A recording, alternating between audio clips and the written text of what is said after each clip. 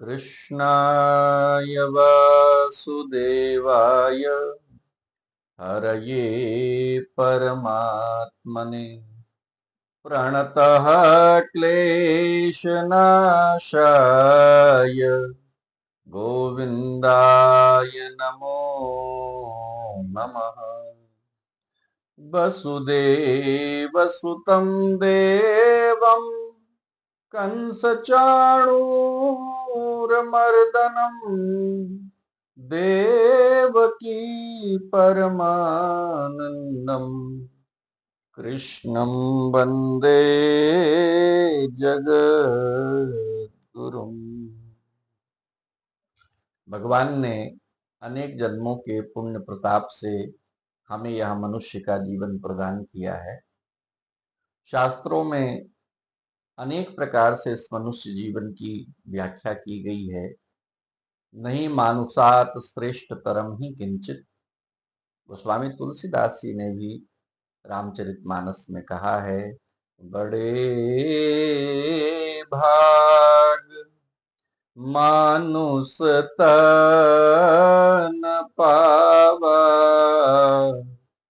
सुर दुर्लभ सद ग्रंथन गावा।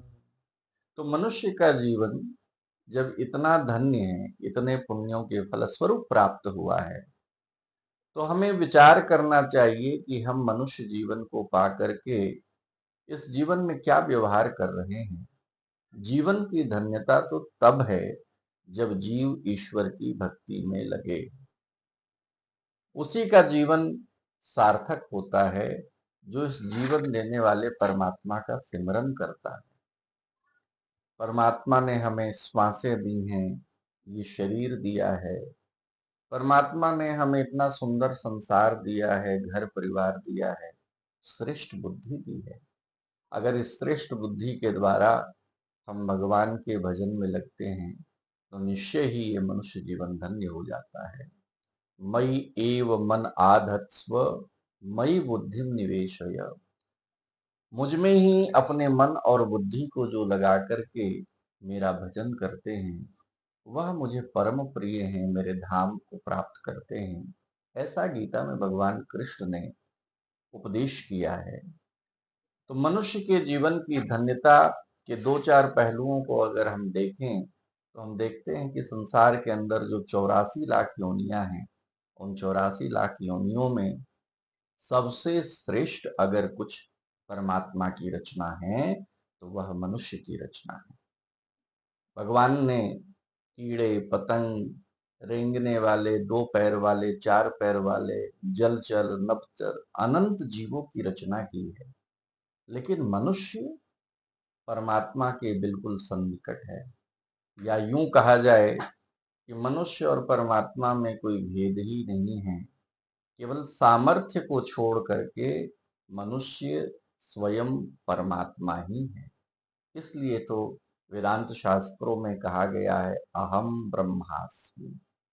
और ये अहंकारोक्ति नहीं है, यह स्वीकारोक्ति है कि जब आप ये स्वीकार कर लेते हैं कि आप उस ब्रह्म से भिन्न नहीं हैं, आप ही ब्रह्म हैं, आप ही परमात्मा हैं, तो आप अपने निज स्वरूप को, आनंद स्वरूप को, जिसकी खोज के लिए आप इस संसार में चल रहे हैं, निश्चय ही आप अनुभव करते हैं कि तत्क्षण आप आनंदी हो जाते हैं। दो बड़े प्यारे शब्द हैं। स्वामी राम सुखदास जी महाराज अपने प्रवचनों में प्रायः इन शब्दों का प्रयोग करते थे। एक छोटी सी पुस्तक गीता प्रेस से प्रकाशित है, कल्याणकारी प्रवचन। उसमें स्वामी जी ने एक बहुत सुंदर दृष्टांत दिया है इन शब्दों को समझने के लिए। वो दोनों शब्द हैं प्राप्ति और प्रतीति। देखिए, इसी पर तो सारा संसार चल रहा है। जीव जो प्राप्त है उसके तरफ देखता नहीं है, और जो कुछ जीव को देखना चाहिए उधर जीव आंख बंद करके संसार में भेड़ चाल चले जा रहा है। दृष्टांत स्वामी जी देते हुए बताते हैं कि किसी किसान की गाय बीमार पड़ी, तो किसान ने ऐसा कहा कि भाई, इस संसार के अंदर वैद्य सब प्रकार के रोगों का निदान करते हैं, तो इस गाय की बीमारी का भी कुछ न कुछ निदान होगा। और उस वैद्य ने उस गाय के लिए जो दवाई बताई, वो बहुत सहज, और गांव के ग्रामीण क्षेत्र में रहने वाले लोग प्रायः पशुओं की चिकित्सा के लिए ऐसा ट्रीटमेंट करते हैं। उस वैद्य ने कहा कि एक पाव काली मिर्च लेकर के कूट पीस करके एक पाव घी में मिला करके गाय को पिला दो, गाय की बीमारी ठीक हो जाएगी, गाय का दूध आना शुरू हो जाएगा। अब भोले किसान ने मन में ये विचार किया कि दूध तो इस गाय से ही निकलता है, और 3-4 दिन से जो दूध नहीं आया है उस गाय के अंदर ही है, और दूध आया नहीं तो घी बनेगा कैसे, और गाय के अंदर जो दूध है उसमें तो ऑलरेडी घी है ही है। तो उस भले आदमी ने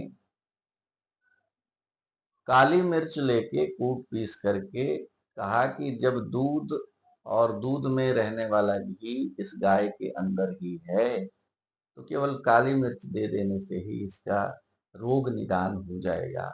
लेकिन हुआ उल्टा, क्योंकि और गर्मी बढ़ने से गाय परेशान हो गई और वैद्य के पास दोबारा जाना पड़ा। वैद्य ने पूछा, भाई मैंने तुम्हें दवाई बताई थी, वो दवाई तुमने दी? किसान ने बताया, आपने कहा था एक पाव काली मिर्च एक पाव घी में मिला करके दे दो, गाय ठीक हो जाएगी। वैद्य ने पूछा, दिया तुमने? बोला हाँ। कैसे दिया? बोला महाराज, काली मिर्च लाए और कूट पीस करके, चूंकि दूध 3 दिन से निकला नहीं है, घी है नहीं, मैंने सोचा कि इस गाय के अंदर ही दूध है और उस दूध से ही तो हम घी बनाते हैं, मैंने काली मिर्च दे दी।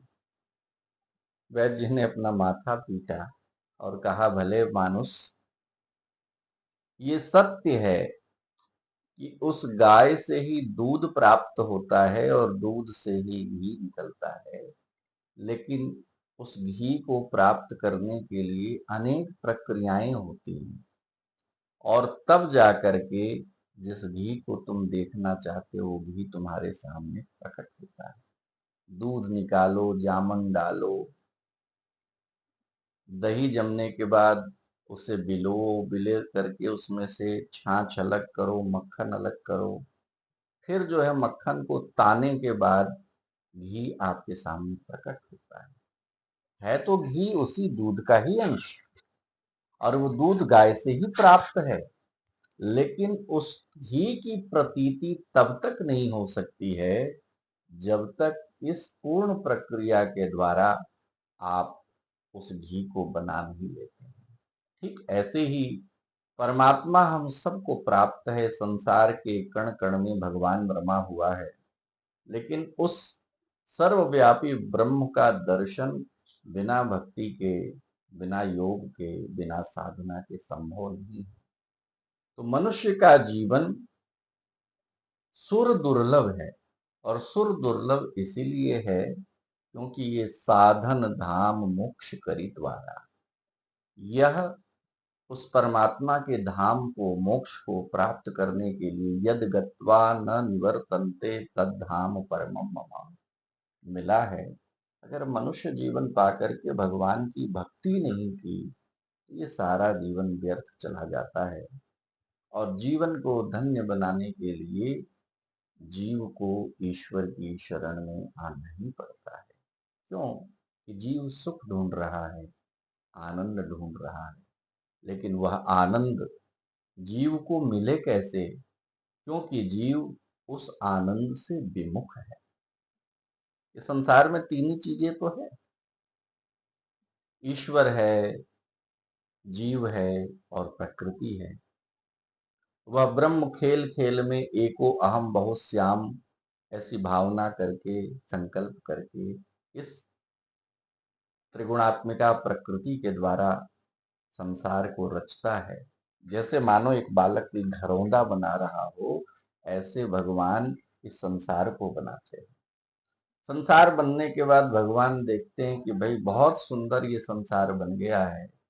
तब जलचर, नवचर, थलचर, स्वेदज, अंडज, उद्भिज, ये वृक्ष, वनस्पति, बेल, लताएं 84 लाख योनियों का सर्जन करते हैं।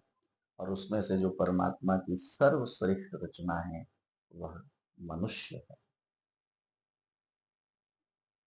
भगवान सत हैं, चित हैं, आनंद हैं।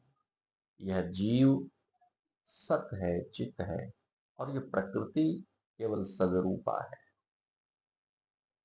प्रकृति के पास चेतना नहीं है, इसलिए प्रकृति को, आनंद को ढूंढने के लिए प्रकृति को कोई सुख पाने की मन में इच्छा नहीं होती है। लेकिन यह जीव चैतन्य है और चैतन्य जीव को ये अनुभव होता है कि कुछ तो मिसिंग है, कुछ खो गया है जिसको खोजना है। खोया नहीं है, बस उसके ऊपर आवरण पड़ गया है, पर्दा पड़ गया है, उसकी प्रतीति नहीं हो रही है, लेकिन वो प्राप्त है। और प्राप्त होने के लिए ही संसार में तमाम उपासना पद्धतियां हमारे आचार्य चरणों ने जीव मात्र के कल्याण के लिए व्याख्यायित की है। कोई भक्ति मार्ग से, कोई ज्ञान मार्ग से, कोई राज मार्ग से, कोई कर्म मार्ग से, जैसे भी हो उस ईश्वर के धाम तक पहुंचना, यही जीव के जीवन की यात्रा है। लेकिन वो ईश्वर का धाम है क्या? ईश्वर का धाम है, भीतर है सखा तेरा सारा जहां, मन टिका के देख, अंतःकरण में ज्ञान की ज्योति जला के देख। तो अपने अंतःकरण में जो विराजमान सच्चिदानंद घन ईश्वर है, उस ईश्वर के लिए हम अपना प्रेम, अपनी आतुरता और अपनी तड़प प्रकट करें, जो हमें सहज प्राप्त है। हरि व्यापक सर्वत्र समाना, प्रेम ते प्रकट हो ही मैं जाना। कि भगवान तो प्राप्त हैं, लेकिन तुम प्रेम करो परमात्मा से, और जिस क्षण तुम प्रेम करोगे वह परमात्मा तुमसे भिन्न नहीं है। तुम उस परमात्मा के अंश ही तो हो। हम में और ईश्वर में कोई फर्क नहीं है, कोई भेद नहीं है। वो ईश्वर अनंत समुद्र है और हम उस समुद्र की एक बूंद है। तरंग और तारंग का संबंध है। अगर ईश्वर उस जल की लहर है, तो उस लहर में जो अनंत जल बिंदु हैं, जल राशि हैं, वो जल कण हम हैं। केवल सामर्थ्य के भेद के कारण जीव अपने आप को भगवान से भिन्न मानता है। लेकिन भगवान कहते हैं कि तुम जब मेरे स्वरूप को जान लेते हो तो तुम मुझे नहीं जानते हो, तुम अपने आप को ही जान लेते हो। तो ये यात्रा अपने आप से प्रारंभ करो। नित्य प्रश्न करो, को अहम, मैं कौन हूँ? कुत आयातः, मैं कहाँ से आया हूँ? इस संसार में मुझे किसने भेजा है? और कौन है जिसको पाने के लिए संसार में मेरी ये जन्म जन्मांतर की यात्रा चल रही है? बस इतना जान लेना ही यह संसार में भगवत प्राप्ति का साधन है। और इस साधन को पूर्ण करने के लिए ही यह शरीर है। साधन नाम मोक्ष करि द्वारा, पाई न जेहि परलोक सिधारा।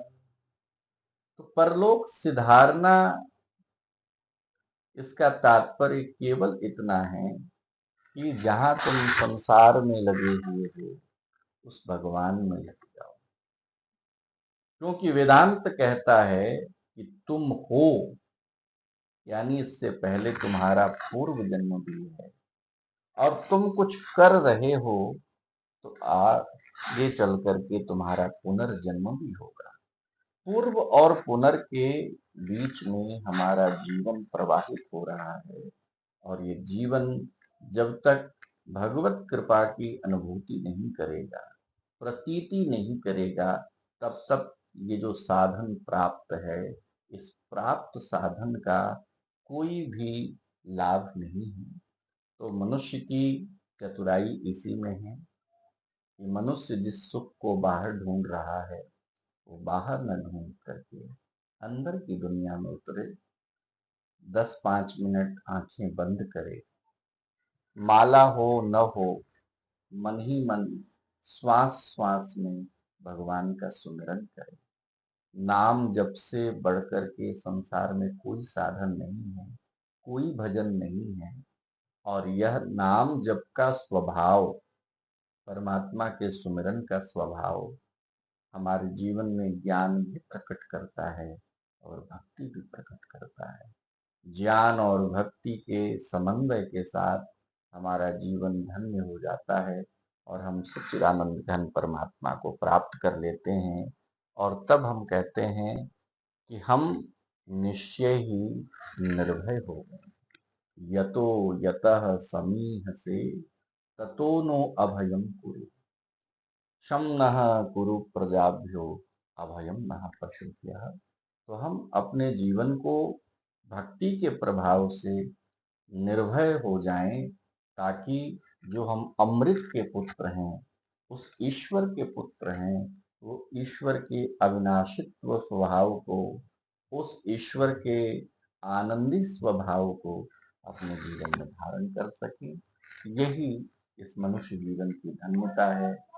हम सबका जीवन प्रभु चरणों में लगे, ऐसी कामनाओं के साथ हम परमात्मा को बारंबार प्रणाम करते हैं और प्रभु के साथ अपने जीवन को जोड़ने के लिए प्रभु को पुनः पुनः नमन करते हैं। सियावर रामचंद्र भगवान की जय।